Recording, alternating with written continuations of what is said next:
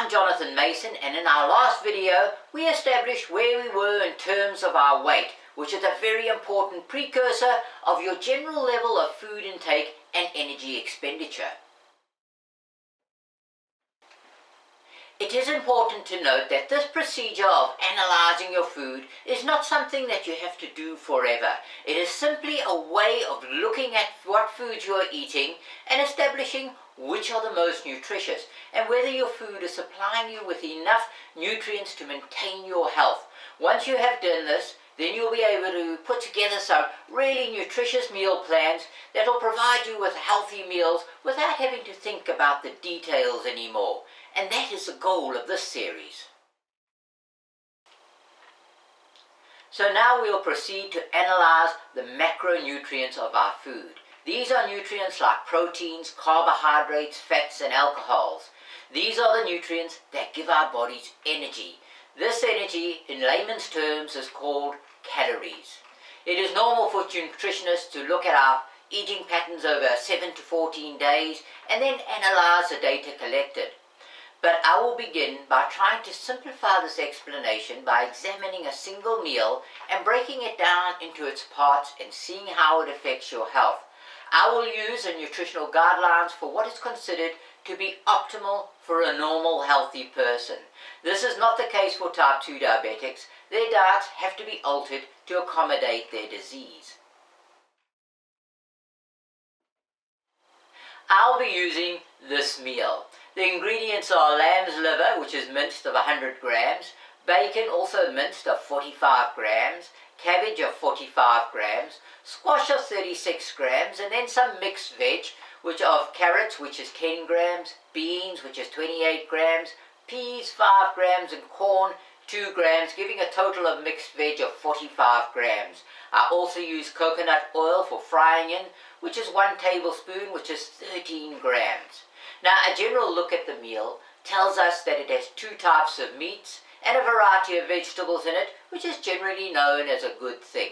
The meal is absent of all highly processed foods like your hydrogenated oils, and it contains no sugars or nutrient-void foods like corn flour. The only processed food is the bacon, which is cured, but this is deemed as fairly healthy. The only apparent downside is it does not contain any herbs or spices. The salt was left to be added by the individual at the table and was left up to one's taste. We'll firstly look at the big picture, and that is calories in general. The first analysis that we have to do is to see how much energy is in that meal. This is measured by the calories. The calories are made up of proteins, carbohydrates, fats, and alcohol that is present in the food. It is important to ensure that your energy or calorie intake matches your energy expenditure, as this will ensure that you don't gain or lose weight, unless of course you want to. The body normally can control this automatically, but with the processed and sugar-saturated diets that our present or modern-day society has been exposed to over the last 70 years, has caused some serious problems in maintaining our weight at an optimal level. Obesity is now such a problem that it has been redefined as a disease. There are also studies to suggest that as we get older, we lose the ability to control our weight naturally, and this is reflected in the statistics that as we get older, we either put on or lose our weight. Calculating the energy from the Google search information, I have used the information like this that I get from Google. These calculations, while simplistic, can be long-winded and tiresome to do so by hand, so I have developed a free nutrient calculator that I have made up in Excel. You can see a screenshot of it over here. It is very much in its infancy and only has a few food ingredients in it at the moment.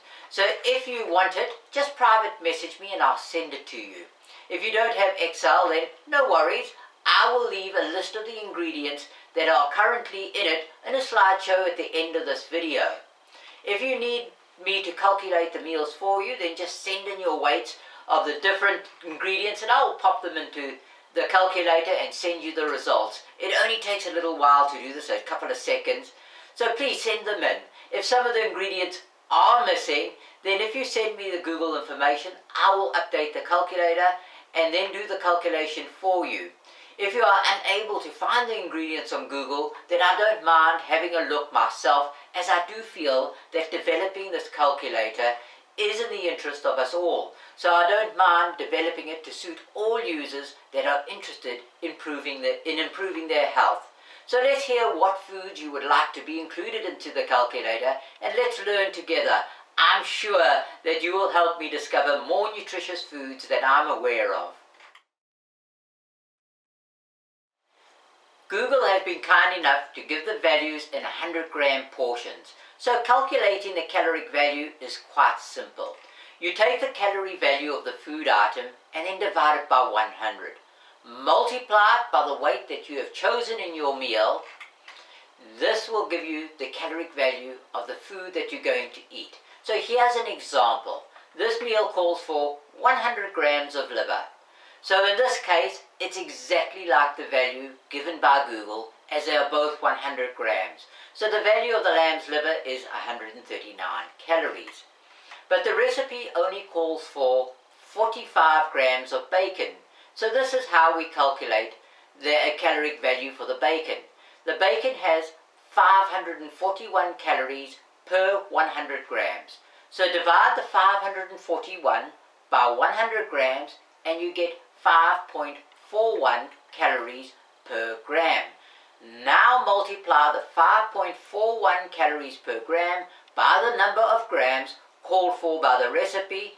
5.41 multiplied by 45. This equals 243.45 calories. Round this off to equal 243. So after working out all the values of the total energy content of this meal is the lamb's liver, 139 calories, bacon, 243 calories, mixed veg, 24 calories, cabbage, 11 calories, the squash, 16 calories, the coconut oil, 112 calories. This is a total energy intake of 545 calories. So here are my calculations.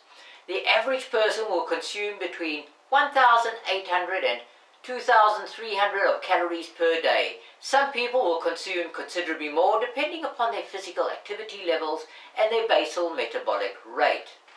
But here we are working on a daily intake of 2,000 calories per day. To establish your own level of consumption is quite difficult to do it the way the nutritionists do it. They work on a measurement known as the basal metabolic rate and then adjust it for your activity level. Establishing this can be quite tricky, but I found that just by weighing yourself every week, you'll be able to see whether or not you're gaining or losing weight. To establish your ideal weight range, then please see my video called Am I at Risk? I will leave the link in the description box below. So this meal averages about a quarter of our daily intake of energy. Considering that most people will have snacks and beverages that contain some energy in them, this meal seems to stack up quite well so far. But there's a lot more to food than just the energy value. So don't miss my next video where we'll be looking at the protein values. For more on healthy eating basics, see my video Healthy Eating Crash Course for Type 2 Diabetics on my website. The link is in the description box below. If you have enjoyed this video or found it useful, then please subscribe, like and share it amongst your friends. If you have type 2 diabetes, then please go to my website and view my free reverse type 2 diabetes program. All the links are in the description box below. And remember to private message me if you want my free nutritional calculator. The list of the foods is right after this, so send in your requests if you want me to update this calculator. Have a wonderful day. Bye-bye.